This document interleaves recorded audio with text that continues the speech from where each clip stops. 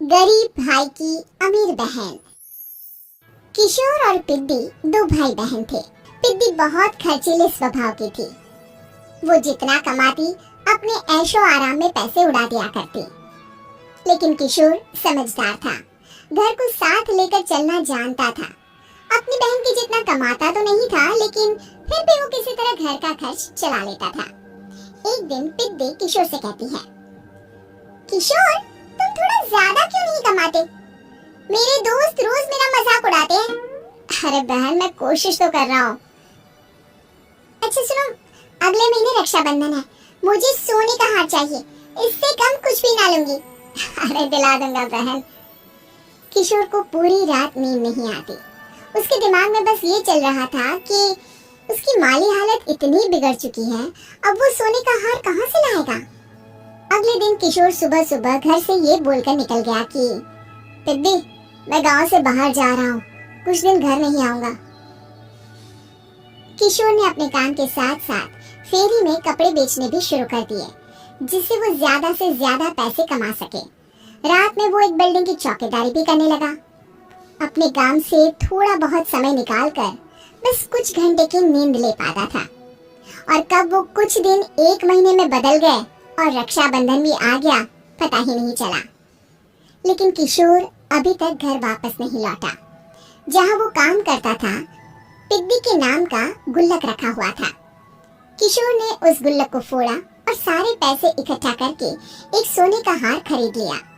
घर में पिद्दी किशोर का इंतजार कर रही थी। तभी किशोर आता है। कहाँ चले गए थे? 4 दिन का कहा था और 1 महीने से पता नहीं कहाँ गायब हो गए थे। मैंने बस एक हार मांगा था और तुमने तो घर ही छोड़ दिया। अरे मुझे थोड़ा काम मिल गया था। कुछ नहीं, सब समझती हूँ, बहाने थे तुम्हारे। अपनी बहन के लिए इतना भी नहीं कर सकते, कैसे भाई हो? चलो यहाँ बैठो, राखी बांधती हूँ। पिद्दी ने किशोर को राखी बांधी। वैसे ही किशोर ने अपनी बहन के हाथ में सोने का हार रख दिया। उसकी खुशी का कोई ठिकाना नहीं था। वो मिठाई खिलाए बिना ही नेकलेस लेकर चली गई और शीशे के सामने अपने गले में हार रखकर देखने लगी।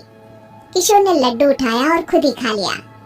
ऐसे कई साल गुजर गए। एक दिन पिद्दी की नौकरी छूट गई। अब वो पूरी तरह किशोर पर डिपेंड हो गई थी। आए दिन किशोर को अपने महंगे महंगे शौक गिनाकर उससे पैसे मांगा करती थी। किशोर कुछ पैसे देना, मुझे पार्लर जाना है। किशोर बिना कुछ बोले उसे पैसे दे देता। ये क्या, 500? अरे इतने में तो मुझे पार्लर में एंट्री मिलेगी बस। अच्छा देता हूँ ना ज्यादा। कैसे भाई हो, अपनी बहन के लिए इतना भी नहीं कर सकते। किशोर ने जेब से 2000 का नोट निकाला और उसे दे दिया। किशोर गरीबी में रह लेता था, लेकिन अपनी बहन को कभी कोई कमी नहीं होने देता था। बेटा, पिद्दी तुम्हारी बहन है, उसे कभी किसी चीज की कमी मत होने देना और उसका ध्यान रखना, क्योंकि भाई का फर्ज होता है अपनी बहन का ध्यान रखना। किशोर ने माँ की कही ये बात हमेशा के लिए याद कर ली थी। शायद माँ की इसी बात की वजह से किशोर पिद्दी की हर जिद पूरी करता चला आ रहा था। किशोर, आज मैं अपने दोस्तों के साथ पार्टी करने जा रही हूँ, मुझे कुछ पैसे दो ना। किशोर पिद्दी को समझाता है, लेकिन पिद्दी नाराज होकर चली गई और अपने कमरे में सुबक सुबक कर रोने लगी। किशोर अपनी जेब से कुछ पैसे निकालता है और पिद्दी को दे देता है।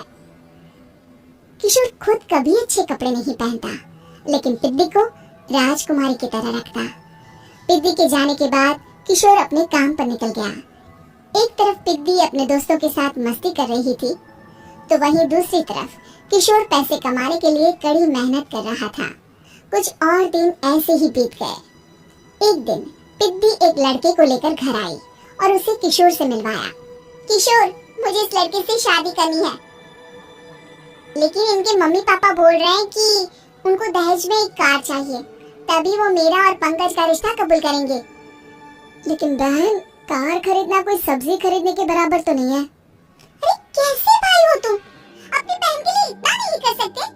देखो, मैं ज्यादा इंतजार नहीं कर सकती, तुम्हें 1 साल में मेरे लिए कार खरीदनी ही होगी। अच्छा पंकज, एक काम करो, कल तुम अपने माता पिता को घर बुला लो, मैं उनसे तुम्हारे और पिद्दी के रिश्ते की बात कर लेता हूँ। अगले दिन किशोर के छोटे से घर में पंकज और उसके माता पिता आते हैं। बेटा, तुम्हारी बहन ने हमारी शर्त तो बता ही दी होगी। जी बेटा, तुम तो इतने छोटे घर में रहते हो, दहेज कहाँ से लाओगे? मैं अपनी बहन की खुशी के लिए सब कुछ कर सकता हूँ। पंकज और पिद्दी का रिश्ता तय हो जाता है। किशोर अब अपनी क्षमता से 4 गुना ज्यादा काम करने लगता है। सुबह सबके घरों में न्यूज़पेपर फेंकता, दिन में मजदूरी करता और रात में चौकीदारी करता। खूब मेहनत करके किशोर ने अपनी बहन की शादी के लिए पैसे जुटा लिए। उसने अपनी बहन के लिए कार खरीद ली। जब वो पिद्दी के ससुराल वालों से मिलने गया तो उन्होंने किशोर से और पैसों की मांग की। इस बार किशोर हार चुका था। पिद्दी माफ करना, मैं तुम्हारी शादी उस लड़के से नहीं कर सकता। वो लालची लोग हैं, उन्हें सिर्फ पैसों से मतलब है। देखो किशोर, मैं पंकज से ही शादी करूंगी। क्योंकि पिद्दी ने तो किशोर की बात न मानने की जैसे कसम खा रखी थी। किशोर ने पंकज को घर बुलाया। पंकज, तुम अपने माता पिता को समझाते क्यों नहीं हो?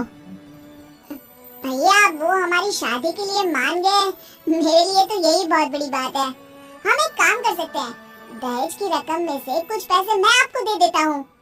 अरे लेकिन समाज वाले क्या कहेंगे? अरे जब दुनिया को पता चलेगा तब ना। अच्छा, कुछ पैसे मैं अपने मालिक से कर्ज में ले लेता हूँ। कुछ पैसे पंकज देता है, कुछ वो कर्जा लेता है और अपनी उम्र भर की कमाई वो अपनी बहन की शादी में लगा देता है। आखिर में पंकज और पिद्दी की शादी हो जाती है। पिद्दी की विदाई के बाद किशोर बिल्कुल अकेला पड़ जाता है। अब उसका कमाने में भी मन नहीं लगता। उधारी वाले रोज घर में आकर बैठ जाते हैं। अरे किशोर, अब तो पिद्दी की शादी को 5 साल हो गए, अब तो हमारा पैसा लौटा दो। चाचा, पिद्दी के जाने के बाद किसी भी काम में मन नहीं लगता। अरे तो हमारा पैसा कैसे वापस मिलेगा? जी, कुछ करता हूँ मैं। किशोर के ऊपर बहुत सा कर्जा चढ़ गया था, इसलिए उसने तय किया कि वो ये घर बेचकर सबके पैसे लौटा देगा।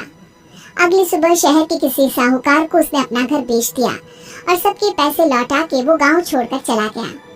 पिद्दी ने शादी के बाद कभी अपने भाई का हाल तक नहीं पूछा। किशोर को फर्क नहीं पड़ता था, बस ससुराल में उसकी बहन खुश है ये जानकर उसे खुद की खुशी मिलती थी और ये सोचकर कि उसने माँ से किया हुआ वादा पूरा कर दिया।